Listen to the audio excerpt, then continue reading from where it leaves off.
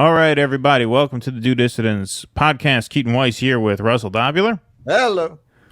This episode is premiering at 7 p.m. Eastern Time on Sunday, September 18th. As you can probably tell, it's light out where Russell is. My set, you really can't tell too much. Hello there in the future land. Exactly. This is a pre-recorded episode, a rare example of that, as I will be probably, I'll be waiting for my wife to get done with an event at City Winery by this time tomorrow. I'll be parked somewhere near the West Side Highway, probably scrambling to finish a college paper on my laptop. It's this weird thing. We don't get into it on the show. Keaton married an heiress, but her family doesn't know. So she goes to functions and he has to wait in the car. Yeah, yeah, right. She's at a Nancy Pelosi fundraiser tomorrow at the winery. Pete's going to be there, you know. They just don't talk politics. Right, yeah. Exactly. You know, she mingles and stuff like that, but she has a function, you know. She has to raise a few $100,000 for the Pete Buttigieg presidential fund. That's how Keaton gets so much inside information on Washington. Yeah, well, that's how we have the spare time to do this show. You know, all the money she rakes in is what creates time in the day for me to do this, you know. Well, so anyway, you know, it's Maslow. It's hierarchy of needs. You know, you have your basic. Exactly. The base of your pyramid is well covered, so you have time to think about politics and art. Right. Absolutely. In all seriousness, the pandemic did open up space to be able to do more of these shows, more content. You know, I mean, now we're trying to keep up because we've built some momentum, but it's a lot harder now that the world is, you know, running again. You know, for 2020 into early 2021, we were able to pump out, we were doing 2-3 episodes a week during the early days of the pandemic. You know, now we got to fucking squeeze it in when we can. And we can't always do it. That's why some episodes we have to pre-record like this one. So let's get down to business. There was a topic that we kind of meant to cover last Sunday, but it was just so fresh. I mean, news pretty much was breaking that Sunday that we really couldn't do as thorough a job as we wanted. But we do want to talk about the migrant caravan heading up to Martha's Vineyard, courtesy of Governors Greg Abbott and Ron DeSantis. So they're not bringing their best, I heard. Well, I think they did send their best to Martha's Vineyard. There were only 50 on the plane, so they had to be pretty selective. So it's the cream of the crop. They were sending, the cream of the crop, exactly, to go meet Obama at his mansion there. So anyway, news broke of this on Sunday when a bus arrived outside the home of Vice President Harris in Washington, D.C. And Russell, you emailed me a link saying we should try to cover this. I'm like, yeah, we should. It's too quick. We don't have time to prep it at all. And then a plane landed on Martha's Vineyard with 50 more migrants from Venezuela. And as it turns out, this was, of course, a political stunt, a very cynical and mean-spirited one by Governors DeSantis of Florida and Greg Abbott of Texas. But as mean-spirited as it is, I mean, my take on this is going to be like, yeah, what they did was horrible, treating people as pawns like this, deceiving them, telling them, yeah, there's going to be, you know, shelter and jobs for you when you get there. And then they land only to find out that this is all just a big trick, basically, a big way to stick it to the Democrats. As horrible as that is, the system being what it is, just from a macro level, doesn't allow for any sort of non-horrible options here. Like when people show up at the border, there is no real humane way to handle this situation, as we're going to demonstrate by playing 2 clips back to back. So the first clip is of Governor Ron DeSantis explaining that now the Biden White House is acting with urgency now that the migrants showed up at the doorsteps of the sort of Martha's Vineyard 1%ers. So let's hear him make that point, and then we're going to hear the rebuttal from his challenger this November in Florida, Democratic gubernatorial candidate Charlie Crist. So we're going to play these 2 clips kind of back to back, and then we'll go from there. I also was a little bit perplexed when I heard that the president is scrambling to get his cabinet together to try to address the fact that you have governors who are helping to relocate illegal aliens to sanctuary cities. Now, He didn't scramble to get his cabinet together when we had millions of people illegally pouring across the southern border. He didn't scramble to get his cabinet together when you had 53 migrants die in some trailer in Texas because they were neglected by the federal government. You didn't see him scramble to get his cabinet together when we had Americans that were victimized by criminal aliens that he led across the border.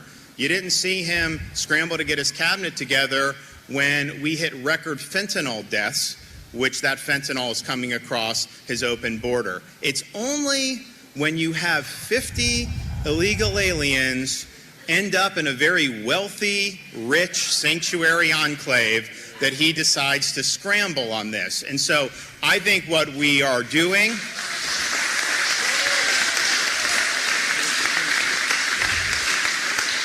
I think what we're continuing to do is use every tool at our disposal to insulate the state of Florida from the negative ramifications of his reckless border policies. Okay, so if there was any doubt in anyone's mind that Ron DeSantis is running for president, this should dispel it, because he deported immigrants at Florida's expense from Texas to Martha's Vineyard. That is somebody who simply wants to insert himself into Greg Abbott's stunt. He wants a piece of the action. There was no Florida reason to do this. Well, this has been his play all along. Notice whenever a national story breaks, he tries to inject himself into it. He's basically trying to clout chase his way into the Republican nomination. By just grabbing headlines as they pop up, he tries to inject himself in. After this, I'm convinced now, I wasn't sure about this before, I'm convinced now that he's running even if Trump does. Because he would run no matter what. You wouldn't push it this far. I wasn't sure. I wasn't sure if the political calculus worked for him now, or if he felt it did. Now he's saying, no, he's going. No doubt about it. Now, that having been said, whatever you feel about the morality of what they're doing, this is one of the most genius trolls in the history of politics. This is a brilliant troll, because Democrats are the NIMBY party. And to send this problem to Martha's Vineyard, they're the jewel in the crown of vacationing liberal elites, who very quickly sent them to a military base in Cape Cod, by the way. AOC, even in spite of that, praised the people of Martha's Vineyard for showing what they're about. Now I'm officially in the AOC is a fucking idiot camp. Well, that's not just AOC did that. All the liberal media did that. Showering praise upon the people of Martha's Vineyard. They did the Christian thing. Yeah, they did the Christian thing for about, 45 minutes? For 45 minutes and sent them to an army base. Right, yeah, exactly. You didn't say, no, we don't want these people in an army base. We'll take them into our homes. Oh, my God. 90% of which are empty, by the way, because summer's over. So there's plenty of square footage. Put them in some of those seaside mansions you have there. Some of those. I'm sure Obama's got 9 to 10 spare bedrooms in that mansion. Wasn't he put a 12 bedroom? And that's what makes this such a genius. You can fit the whole plane load in there. Well, and that's what makes this so genius, because they're not wrong. They're not wrong that liberals have this tendency to point a finger at other communities, but then they don't want those things in their backyard. They'll go on and on about more humane prison system, but you try to put a halfway house in their neighborhood. Oh, no, sir. No, sir. Any politician who suggests it is going to feel the wrath of the libs very quickly. Can you imagine they sent 50? What if they sent 50,000? How do you think they'd react in Martha's Vineyard? Would they still be demonstrating their Christian values before, especially if there wasn't an available army base to shunt them off to? Yes, whatever you feel about Abbott and DeSantis and the cynicism of this, and of course it's a cynical political stunt, doesn't mean they're not exposing a genuine underlying hypocrisy of the liberal class in a way that's very effective. It's very effective. When Adams and Lori Lightfoot and Bowser come out there hysterical wow, man, that you couldn't pay for that kind of a Fox News moment, a tailor-made Fox News moment of liberal hypocrisy than them freaking out about immigrants being sent to their cities. Well, look, in terms of surface level sort of NIMBY hypocrisy, that's absolutely true, but it actually goes a lot deeper than that. It speaks to a general hypocrisy of liberals, of never Trump Republicans, of the media. It speaks to just the general hypocrisy of the system itself. When you take a look at the response of, we talked about Adams and Lightfoot. Let's hear from the guy who's trying to take Ron DeSantis' job in 2 months, Republican turned Democratic congressman turned Democratic gubernatorial nominee, Charlie Crist. I mean, it's outrageous what he's done. This is Hispanic Heritage Month, and this is how he treats Hispanics in our country. It's unbelievable. It is beyond the pale. The guy has no moral compass. I mean, I just can't believe it. And another example of it is how he treats women in my state, taking away their right to choose, and then signs a law that doesn't even give exceptions for rape or incest. Yeah. It's beyond the pale. If people want to help us, they should go to charliechrist.com because Florida needs help and we need it now. Well, let's talk about a solution, Congressman, because, yes, it's a political stunt. Obviously, anytime you lure somebody somewhere on false pretenses, this is a political stunt. However, do you agree that there is a crisis at the southern border? I mean, the border and patrol agents say that they are having to encounter something like 200,000 migrants a month, that it has spiked to that level. I mean, it's unsustainable, they're saying. Do you agree that it's a crisis?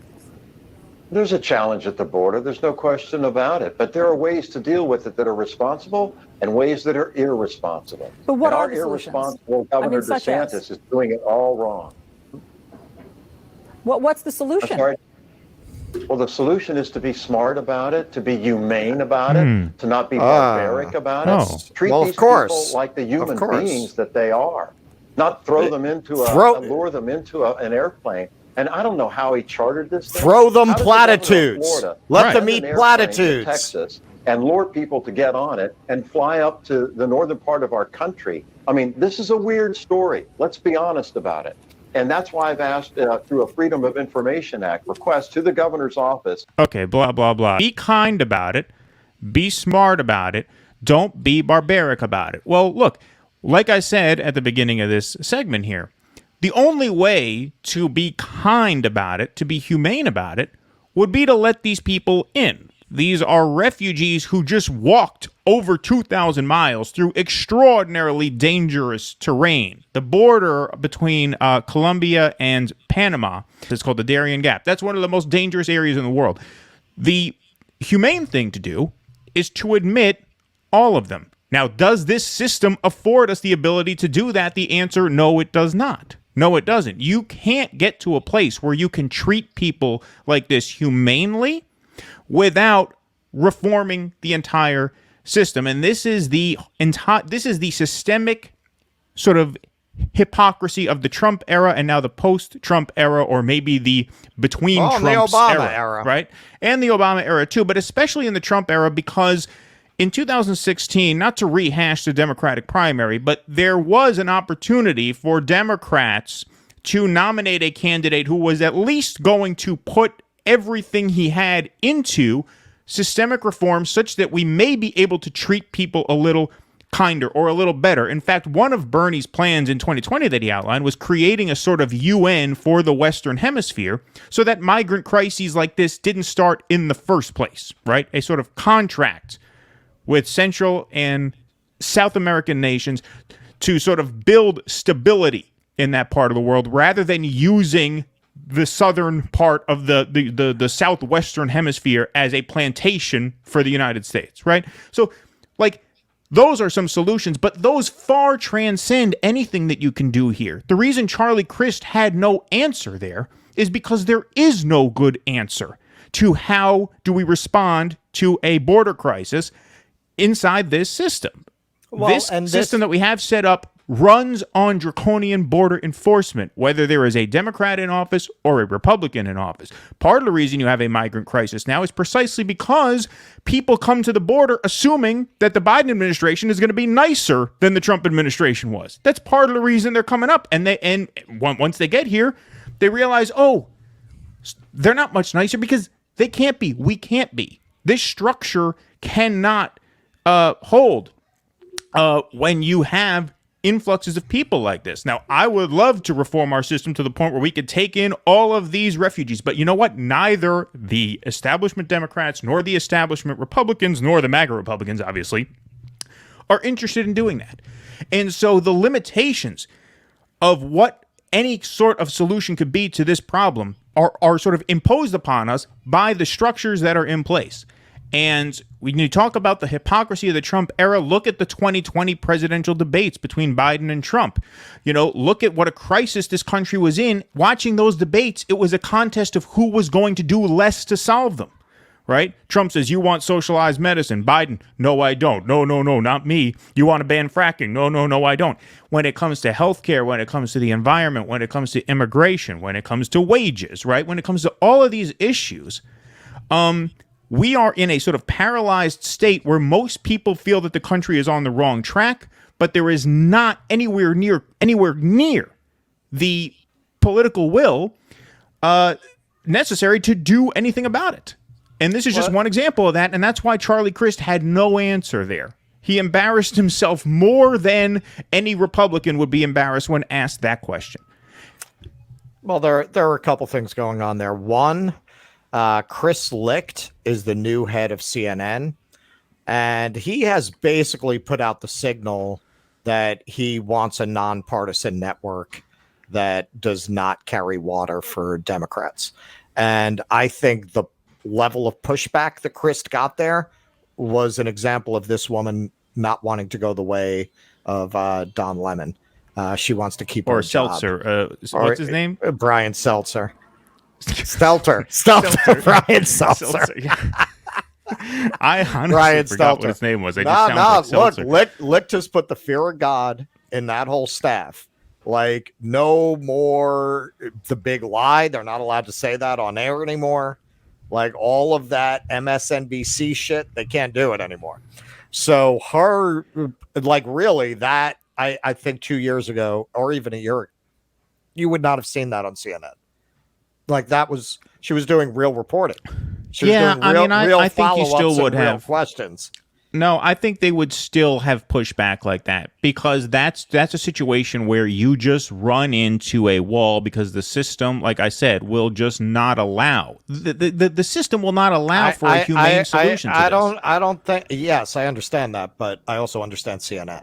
And yeah, but what CNN has been post-Trump, and she might have asked it once, but she kept following up and going in on it and not letting them get away with the easy answer.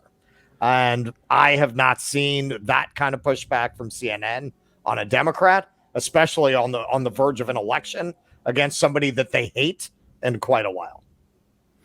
Yeah, I mean, if you want to make that point because, this wasn't an example of like pushing back against a particularly left-wing position, like they would shit on Medicare for all during the Bernie era. No. This is the best kind of Democrat, a former Republican. So he's a Democrat in good standing. Those people are in much better standing than anyone who actually comes out of the progressive left, even nominally, like Warren is with these people. No, they'll push back on an Elizabeth Warren all day, but not a Charlie Crist, especially a Charlie Crist running against Ron DeSantis a couple of months out of the election. I think that's a result of Chris Licht coming in with the guillotine and taking off heads left and right. Maybe. I mean, that could be right. But either way, I mean, what you saw there was her ask, okay, yes, we agree this was a stunt, which it no doubt was. We agree that it's immoral to treat people as pawns it's an ongoing stunt. They're going to keep doing it. They're going to keep sending them to New York. Like, first it started with the it wasn't New York first. They did DC first. And then basically Adams opened his mouth about it and Abbott pulled a mob move. Oh, you got a problem with it, huh? Yeah, well, why don't you take some fucking immigrants too, motherfucker? Sent the immigrants up to Adams. And now they're getting tired of that troll, and they decided to up the ante. Well, how about Martha's Vineyard? Why don't we? I mean, next they're going to send them to Beverly Hills. That'll Right. You know, like that'll be, and actually that'll probably be cheaper. It's closer. Yeah, much closer. But you're saying Malibu, you know, they'll start sending them there. San Francisco. But you're saying we need to reconstruct the system, and you're right. I think something that people on the left don't want to deal with in this conversation is, look what you just said. You got 200,000 immigrants coming in a month. That is a crisis, and it is a crisis for these communities at the border. Like, there's not, yes, this is a political stunt, but that doesn't mean it's a stunt that's not illustrating a legitimate issue. Like, what would happen if you had 200,000 immigrants a month pushing up at the border of Massachusetts? You think these libs would all be, look how they're reacting to a few thousand being sent into their states. How would they react if 200,000 immigrants a month were showing up in Boston? So look, I mean, in the end, what they're saying, hey, this is a problem for us, and you keep calling us racists every time we say ouch about this. So, okay, have some immigrants. Is it a scummy way to go about it? Is it a stunt? Sure. Are they drawing attention to a legitimate gripe? Yeah. I mean, people on the left do not want to concede that, but sure it is. And you're seeing it right now. That's what made it such a brilliant troll. Okay, so you take them. Let's see how you react. And we can see how all of these mayors have reacted to this. Right. And it's a very effective troll against this modern incarnation of the Democratic Party, which I called in previous shows the end of history party, because it's a party that does not want to push any real reform outside the boundaries of what, status quo enforcers deem acceptable to them, right? Like, you won't have a Democratic president probably in our lifetime. I'm sorry to tell everybody, but certainly not within the next decade, who says we should slash our military budget in half, right? You won't get that. You won't get that. And that's the level of reform that would be necessary if you wanted to even begin to talk about taking in 2.5 million Venezuelan refugees per year, right? Or not all Venezuelan per year, but it's actually, that was, my mental math was a bit wrong. Yeah, there. like how but it wasn't that far off. Since 2013, 6.8 million people have fled that country. It's the largest exodus in the history of the Western Hemisphere. 6.8 million people. Now, if they're getting 200,000 a month, and you're talking about taking in 200,000 people a month, which I think we should aspire to do. We got a lot of fucking land here, man. Drive through fucking Wyoming. You could fit a lot of people in Wyoming, right? I think we should aspire to do that. But this is something you can't accomplish piecemeal. Because I mean, just because you have land doesn't mean you have jobs. And well, but what I'm saying is, there's a reason nobody's there. Well, that's true. But what I'm saying is, we should aspire to get to a place where we can be as humane as possible, which, by the way, includes what Bernie was talking about in the 2019 debate, where he brought up a UN-like body for the Western Hemisphere, right? Just nip these migrant crises in the bud by trying our best to make every country as livable and peaceful and as safe and as prosperous as we can. That's the real humane way to deal with this. But there is no piecemeal approach to this. There's no public option version of a solution to this problem. The only humane thing to do is to reform the entire system, which we don't even know. We can't even conceptualize that now. Our current political moment is such that we can't even really visualize what that country would look like, what the United States would look like if it were able to sustain those levels of migrants coming up from the border and us giving them places to live, setting them up, taking them in, which, like I said, I think we should try and get to a place where we can do that. But our politics is so limited now, right? You can't even have a debate about universal health care right now. You can't have a debate about banning fracking right now, right? Even the Democrats, even the opposition to Trumpism is so limited in its vision of what this country can and should be that you're not even approaching a point where you can actually have a humane answer to this problem. And that's why Charlie Crist had no answer. That's why he had no answer, because this is a situation where there is no good answer. Oh, it's inhumane and sleazy and insensitive to put 50 migrants on a plane and send them to Martha's Vineyard? Sure it is. Is it less inhumane to turn them around and say, no, walk the 2,000 miles back to your home country where you can't make enough money to feed your family for a week? Is that the humane thing to do? I would argue no. So then what do you want to do? What do you want to do? What can you do?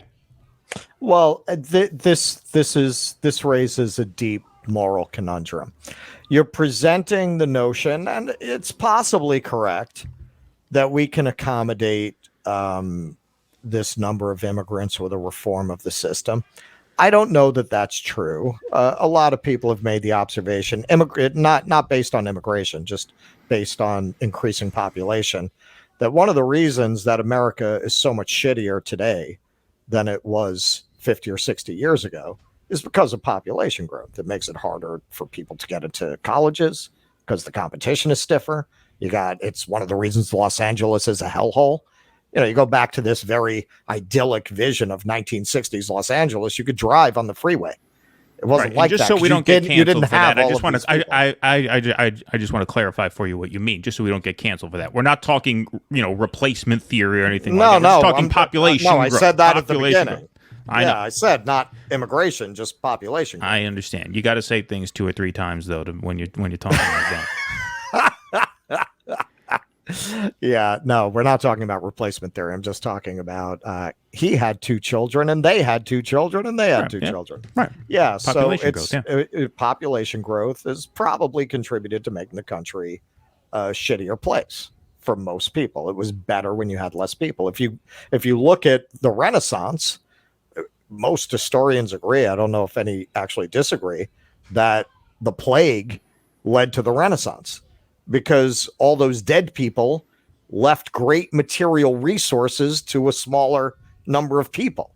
There was a lot more land. There were just a lot more space, a lot more available real estate. So it led to a renaissance. It led to an explosion in wealth because you had less mouths to feed. So I don't know if the idea that we can just take people in without a further deterioration of the quality of life in the country to what we've already seen, partly perhaps because of population growth. I don't know that you can really make that argument. I don't know if you can say, no, we could take in 2.5 million people a year. No problem. Well, I don't know either. And that's my point. My point is that we can't even begin to visualize any set of circumstances in which that is even possible. And the reason we can't visualize that right now is because our politics lack such imagination right now. You're not even allowed to say that we should join the rest of the first world in guaranteeing everybody health care as a right. Like, you're not even allowed to say in Pennsylvania that we want to ban fracking, that we want to phase out fracking. Like, the spectrum now is just so short and so narrow that if John Fetterman were to go right here and say, no, we should try and phase out gas fracking over the next decade, right? Forget it. That's it. He may as well concede the race. Like, we're just so limited as to what we can even imagine right now that you're right. Well, we don't remember, know. There's a democratic component to that too. Like, unlike a lot of the things absolutely that the left pushes for, the majority do not. This is part of what the left doesn't get. When the Democrats are clutching their pearls about what DeSantis and Adams are doing right now, what they're doing plays well to most people, and not just most white people. The group in society that is most anti-immigration, based on the polling, are actually black men. 80% of black men want more restrictions on legal immigration. Sure. Forget about illegal immigration. Gosh, legal immigration. So this is not just, oh, white people. It's not. No. Most Americans don't want more immigrants. It's not a popular stance. It's not a popular position. So you have to understand that to understand what an effective troll this is, what they're doing. Oh, well, how about in your neighborhood? That's they couldn't have picked a better stunt to pull, certainly tragically at the expense of these people.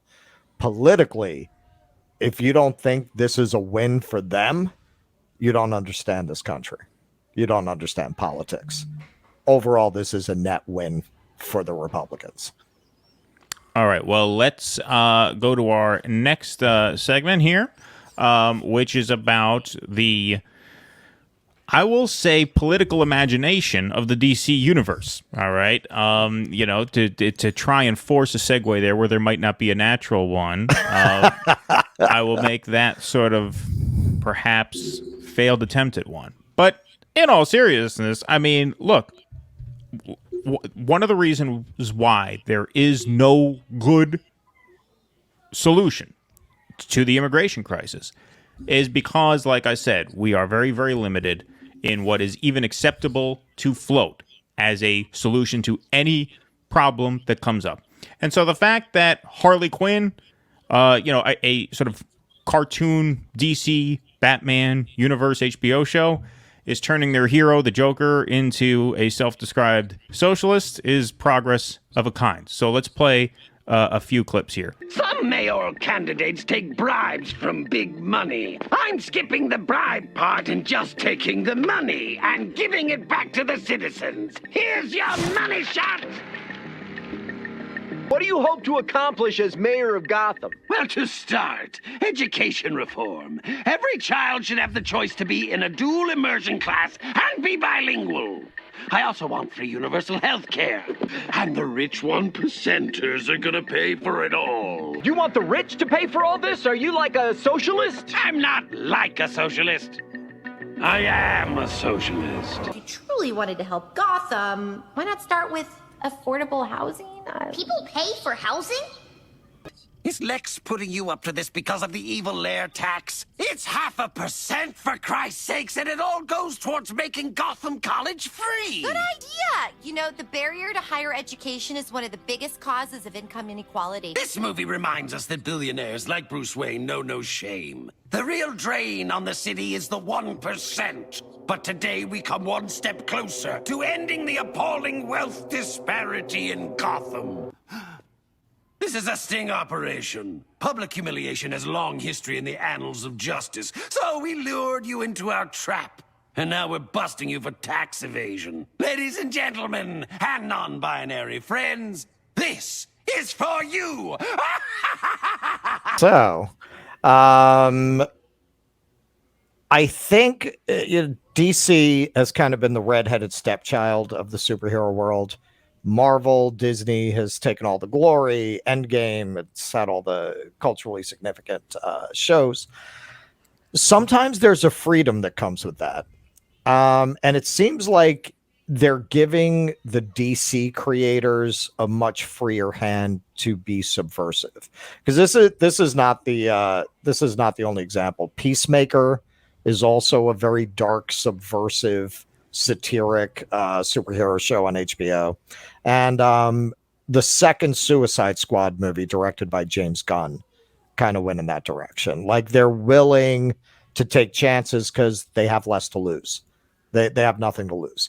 So while Marvel has gone in this we did a video about it, this very woke, white feminist kind of a direction, this very virtue signaling kind of diversity. DC is willing to do things like this. And with the Batman franchise in particular, it's been drifting this way for a while. If this was going to happen anywhere, it was going to happen within Batman. If you go back to Dark Knight Rises, I actually have a clip from that. This kind of foreshadowed a beginning of re-examining the Batman story in a way that in our times, it needed to be re-examined, because it's clearly this story about a rich kid who beats the shit out of psychopaths and doesn't seem to really do much else for Gotham. Whereas, Gotham probably needs functioning social services more than it really needs him beating up the Riddler. Absolutely. Defund Batman. Defund Batman. That you should pitch that to the Harley Quinn creators. I bet they would use it. That's definitely their sense of humor. So let's take a look. This kind of started to set that up in The Dark Knight Rises. You think all this can last? There's a storm coming, Mr. Wayne. You and your friends better batten down the hatches, because when it hits, you're all gonna wonder how you ever thought you could live so large and leave so little for the rest of us.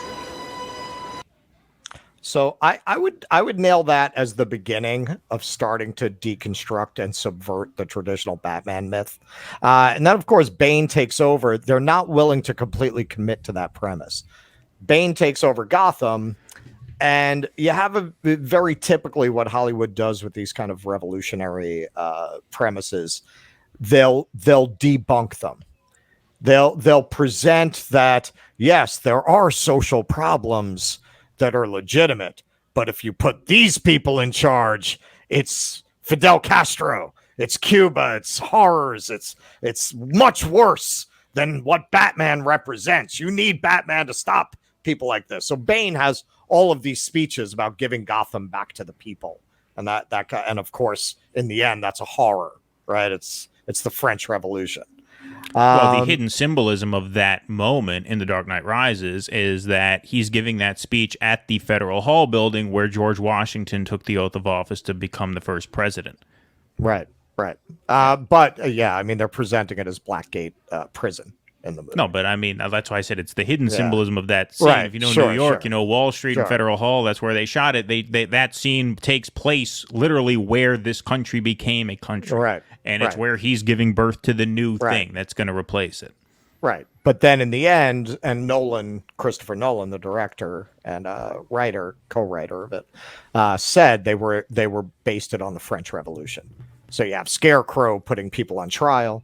Now, of course, Todd Phillips' Joker was the big breakthrough on just fully committing to flipping the whole Batman mythology on its head and making Batman, if not the villain, at least a very questionable figure. Harley Quinn has just fully committed to that, making the Joker and making Harley Quinn basically subversive socialist radicals redistributing the wealth. It's a very interesting direction to go in. Harley Quinn, I would say, is the most politically radical thing on TV right now, which I'll grant you, it's a low bar. But it definitely is. I don't know anything else on TV that's playing with these kinds of ideas and this kind of material. Yeah, and hitting it that squarely on the head. I would float a theory that somewhat challenges your premise. Although, I mean, you're right. I think the first time the sort of genesis of this shift was that Dark Knight Rises movie. That's when they were doing it. That represents a sort of intention, right? However, I think they actually started this shift by accident in the 2008 Dark Knight movie. And the reason I say by accident is because a lot of people interpreted that movie, which, like I said, came out in 2008. That was the Heath Ledger Joker performance, right? You know what? I'm already going to concede that whole point to you. I already know where you're going with it, but go on. Well, okay. You're right. You're right. All right. Well, should we end the show or should we let the audience in on what I'm talking about? Don't forget we're doing this for an audience, just because there's not a live audience now. Should I continue? What do you think? What does everybody in the future crowd think? We're here every Sunday. Yeah, exactly. No, I mean, that movie, maybe you know what I'm talking about. That movie was interpreted, actually, by many as a pro-Bush film, right? Because there's a speech that Alfred gives to Bruce Wayne about halfway through that movie where Bruce Wayne doesn't know what to do because the Joker represents this sort of terrorist insurgent, right? That's just, an agent of chaos, just mangling the city, tearing the city to pieces. And Alfred tells Bruce Wayne, he says, you should endure Master Wayne, endure, which sounds a lot like stay the course in Iraq. Don't give in to the terrorists, right? He says there are some men like the Joker, like the terrorists in the Middle East, who just want to watch the world burn. Don't give in to them. And the sort of conclusion of that movie, the sort of message we were supposed to take away from that film, is that the people of Gotham showed that they were better than the Joker, right? When the Joker sets up that trap where he has the two boats and he says, you know, these are both going to explode unless one crowd blows up the other crowd first. And then Batman foils the plan and he tells the Joker the people of Gotham stood up for good because neither boatload of people chose to blow up the other boatload of people, which disproves the Joker's theory that basically people are animals who at the end of the day will always kill to save themselves, right? And they try to force this message down your throat that no, like you said, no, if you hand power over to the Joker, things will be worse, right? They tried to sort of force that message into the audience's minds. But it didn't really work, and it didn't really work for a couple of reasons. Number one, Heath Ledger's performance was so fucking good in that movie that the audience couldn't help but root for him. Like, you couldn't help but root for the Joker. That's one part of it. The other part is, politically, people at that time already knew what a disaster the Iraq War was. They already knew what a disaster George Bush was, right? This sort of neocon regime, represented by Bruce Wayne and Alfred in that movie, had already lost all legitimacy in the eyes of the public. George Bush's approval rating was 22% when he left office, which was just a few months after that movie came out. And so we kind of believed the Joker, right? Maybe we didn't root for the Joker because he killed innocent people, right? But we knew as an audience, we just knew instinctively that the Joker's theory of society is more accurate than Bruce Wayne's. Why? Because the Joker wasn't born with a silver spoon in his mouth. The Joker wasn't born Bruce Wayne, right? And that was sort of the genesis. I don't think they did it on purpose. I think, you know, the circumstances under which that movie came out, combined with the fact that Heath Ledger just commanded our attention so much. He was such a genius. He played the Joker as a genius, not just a madman, but as a real philosopher, right? That we bought it. The audience bought it. The audience is like, the Joker is right. We loved watching the Joker in that movie. We were a little bit bored when he wasn't on screen. You know, not that we were bored. I mean, it was a great movie. But we loved the moment. We couldn't wait for him to show up again. We were so curious, what's he going to do next? How is he going to outsmart the competition? We had this sort of guilty admiration for him that we gave legitimacy to the Joker's worldview, to the Joker's theory of how society works. And because that performance is just so unshakable, that never really left the audience's mind, I feel like. Like, from that moment on, Batman was kind of the lame-o in that universe, right? He was less relevant.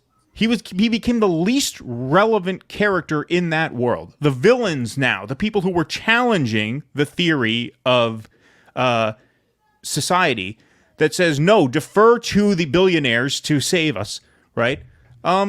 We just sort of abandoned that. We were kind of over that. And you saw that in The Dark Knight Rises, and now in this new show here. Okay, I'm wrong. I didn't know where you were going with that. It's a good thing I told you. That was an interesting point. I mean, a lot of the speeches that he makes in that movie are very compelling. And you're right. He's like this philosopher. He's almost more of a 60s, 70s mad bomber with a nihilistic philosophy. Right. He's not the gangster who fell in the vat of goo the way Jack Nicholson played him, right? He's his own thing. Yeah. Right. Yeah. And just I'm sorry to cut you off, but just the way Heath Ledger played that, this is what I mean. The line readings in that, if you're a theater person, as Russell and I both are, if you worked with actors a lot of times and you really know what acting is, you can't overstate the genius of that performance. The line reading when he breaks into the party and he says, "Good evening, ladies and gentlemen." He doesn't just say ladies and gentlemen. He says gentlemen, to barb them even harder. And that's an actor's choice, right? You can't give an actor a line reading. Like, it was his choice to break up gentlemen into two words and say, okay, what does this word really mean? It means these are gentlemen. because that's how they perceive themselves. But they're not gentle men. These are ruthless businessmen with their foot on the throat of people like me. And so that's what I mean by like every choice of that performance was just gold. I mean, that is a one for the ages. And that's what I mean. That it exposes the that drives home the sort of subversive politics of that character and the way it was played. That's just, it's unshakable. You can't forget it. You'll never interpret the Batman universe the same after watching that. You can't possibly. Anyway, go ahead. Sorry. Well, the probably his most famous speech there and his most philosophically interesting one is when he has Harvey Dent in the hospital bed shortly after he gets blown up, and says to him, people get upset when it's not part of the plan. You can tell them something absolutely horrifying, but as long as it's part of the plan, they're okay. So you tell them 2,000 soldiers got blown up, and they don't react because it's part of the plan. But you tell them, I'm going to kill a mayor, and everybody loses their mind. And exactly. Exactly. And that, what a perfect little mini monologue for the time that movie came out. At the time that movie came out, we were losing hundreds of people every week in Iraq. We're getting blown up, and nobody cared. Hey, this has been going on for 5 years now. Yeah, we're at war. Whatever. Who gives a shit?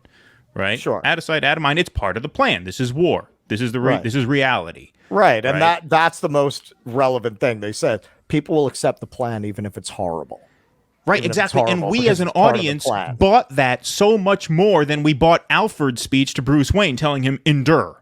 Right? Stay the course. That's the Bush speech. Stay the course. Don't give in to these people. Which one did we buy more in the summer of 2008 if you were at all tuned into what was going on in the world? Obviously, the Joker's speeches made 1,000,000 times more sense. Well, if you go back even further, I'm enough of a geek to really dig into this. Since you're open up the floor on this, this is a pretty long-standing debate whether Batman is essentially a fascist. A lot of the original Dark Knight comic book series, the classic by Frank Miller, from which all interpretations of Batman have taken inspiration ever since. It was a great artistic achievement in the comic book world. But Miller directly takes on this idea that Batman is a fascist. And he handles that in a pretty fascist way. Anyone who opposes what Batman is doing is a limousine liberal, kind of feminist mayor, weaklings. Weaklings oppose what he's doing. They don't understand. And he makes an ubermensch argument in that comic. He straight up wraps up that debate with the new police commissioner, the woman who replaced James Gordon, who had been pursuing him, because what Batman is doing is clearly against the law. So as far as she's concerned, there should be no debate. It's he's breaking the law. We should go arrest him, right? But so she doesn't coddle him like Gordon did. Right. But finally, the shit really hits the fan in Gotham with a nuclear weapon, and that Superman wasn't able to stop. And when she sees Batman organizing this murderous delinquent gang to put out the fire, she sees he's too big. You can't judge him by normal moral standards, right?